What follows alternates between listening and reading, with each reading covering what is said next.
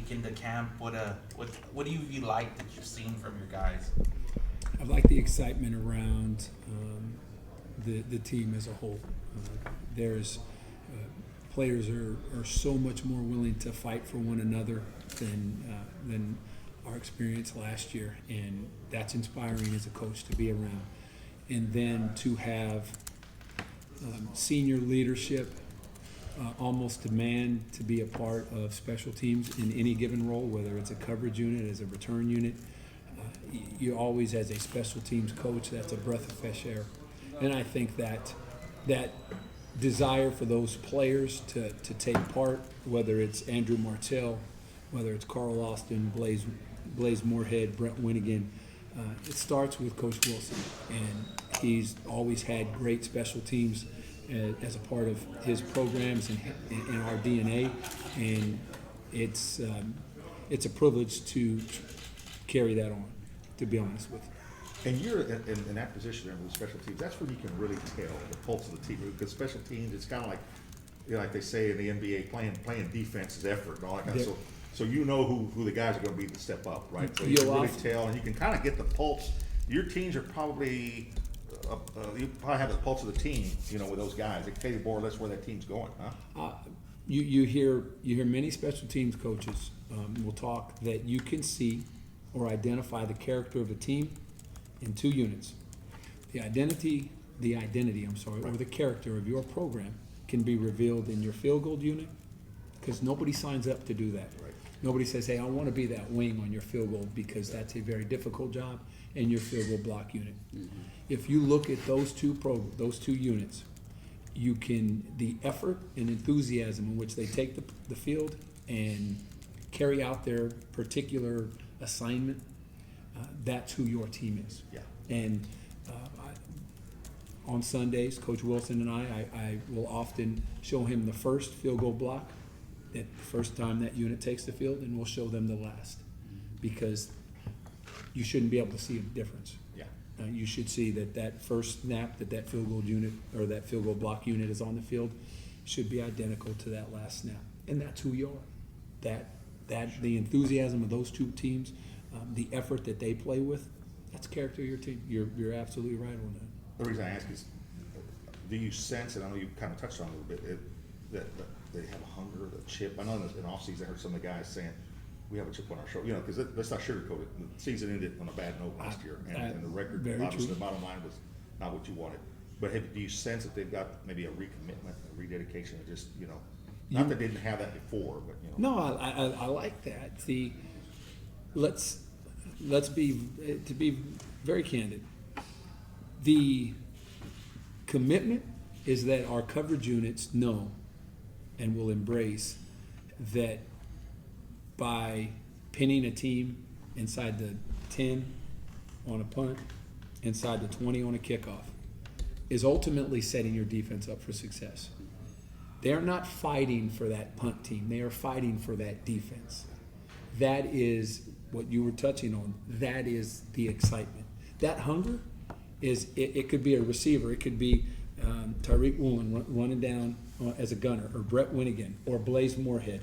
That's an offensive player that is fighting to set the defense up for success. That is different, and that is exciting to be around. And you can flip it to the return units. That return unit knows, regardless of anything else, that play will set the offense up and Coach Castle for success. Meaning a bad decision and bringing a ball out 7 yards deep in the end zone doesn't set Coach Castle and the offense up for success. A smart decision on maybe calling a fair catch when a ball's pinned outside the numbers on the 1 yard line and getting that ball to 25 is a smart decision. Right. And setting the offense up for success.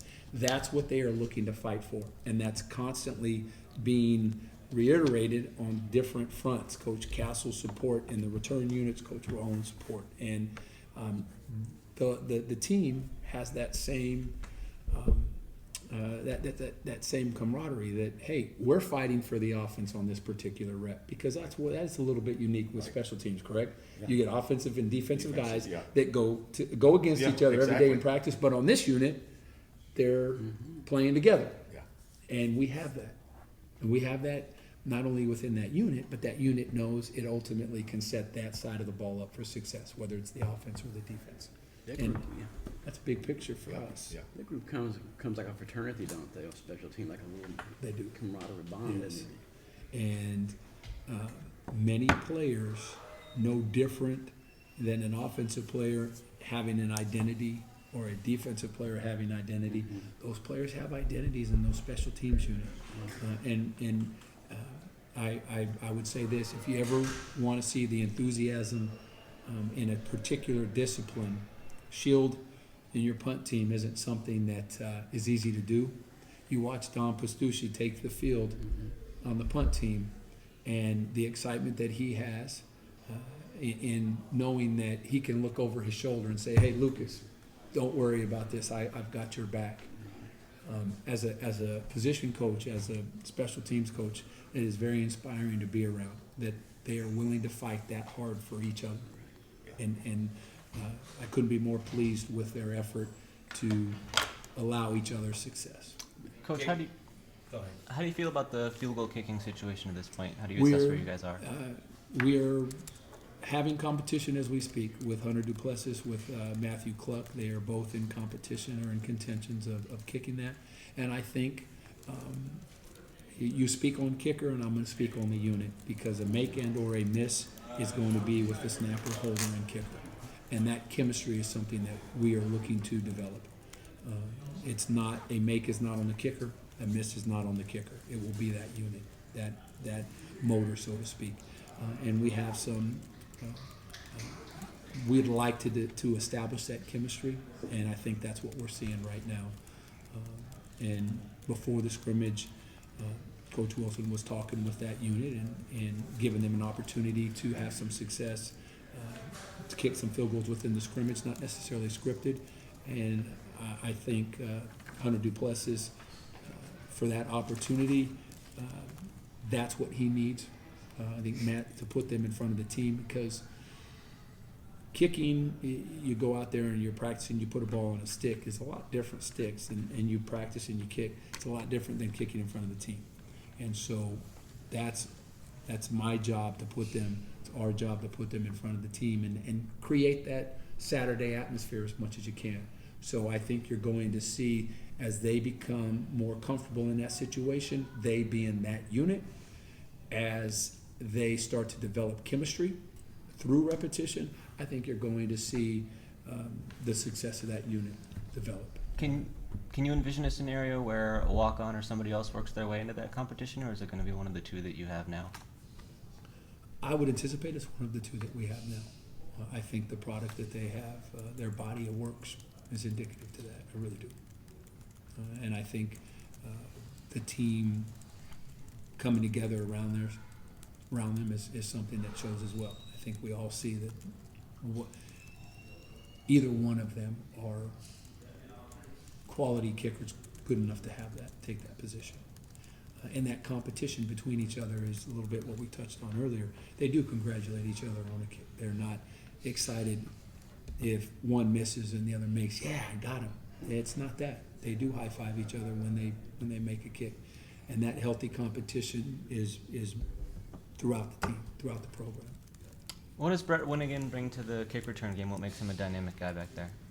A threat. He very realistically may be the fastest player on the field between somebody else's coverage unit and our kick return unit. That's different. Teams look at that different. They will set the opposing special teams coordinator on edge. If somebody has the ability, the speed to take it anywhere on the field, the distance, you attack them different.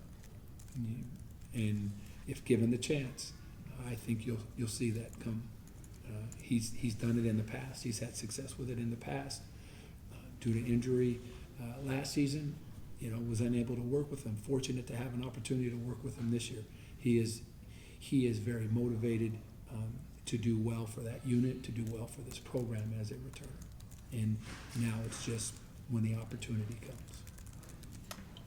Coach, who else are some of the guys in the return game that we need to keep an eye on?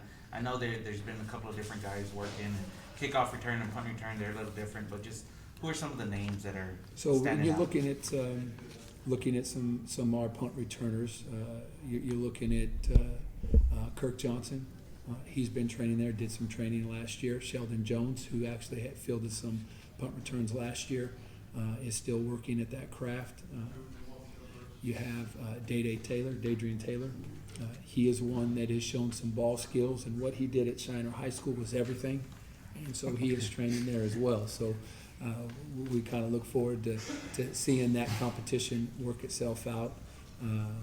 You have you've had Blaze Moorhead fielding punts. You've had DeJuan Griffin, young receiver, fielding punts. You had Joshua Cephas fielding some punts. But that group of young players and veterans working with each other is invaluable, because it's not wishing somebody wrong, it's encouraging one another. You see an older player, you see Sheldon Jones working with the younger players and coaching them up from the technique behind fielding a punt.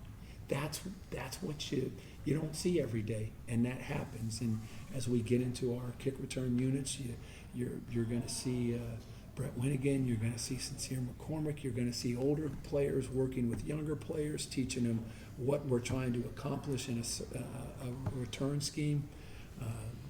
Those things, it's just fun to watch, because it's no longer, it's not one voice. You present the scheme up there, and then you see those players talking and saying, hey, this is when you run it, this guy's hip, and you do like this. Those older players, those veteran players working so closely with the younger players, again, that's the magic in any of those units. So those are some of the names I think you'll see kind of come out and see what they can do, given opportunity. You mentioned Sincere McCormick. Well, you like the way he scoot? He can scoot, right? Pretty dynamic with the ball in his hand. He's a zipper, isn't he? Now, so there's that piece, to have those two with Brett Winnigan and Sincere McCormick. Imagine the competition between those two, and healthy competition, and the ability for them to push one another. And hey, did you see that run? And did you see that cut? And then the other challenge, the other one. That pushes our ceiling, and it raises our ability to set the offense up. And that's exciting to be around, because it happens and puts a smile on your face. How do you find special teams players? When you're recruiting, you look at this guy's a quarterback, this guy's a receiver, this guy's a D-back.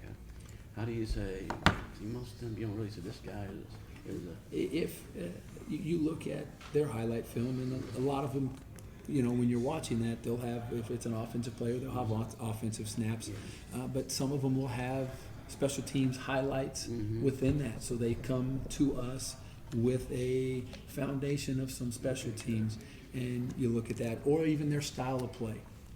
You look at that, take a receiver that's, once he has the ball, he's very dynamic, or, runs aggressively. You look at that young man and say, hey, what can he do in the return in the return game? And as a staff, we do a great job of developing ball skills. So we do the catching gauntlet and a catching circuit, and all the coaches kind of speak on the players that go through their station, and they comment on. It's not, hey, I'm putting these pieces of the puzzle together, Coach Castle, Coach Ball, who do you like, who has some ball skills. I mean, it wasn't an accident.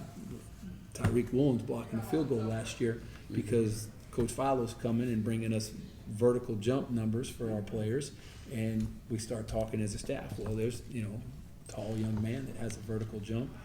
Why not put him in a position to help the program out? And that would be a great example.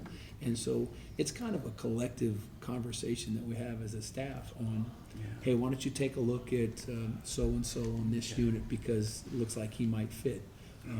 From Coach Rollins and the defensive staff to Coach Castle and the offensive staff, they all have a voice in it.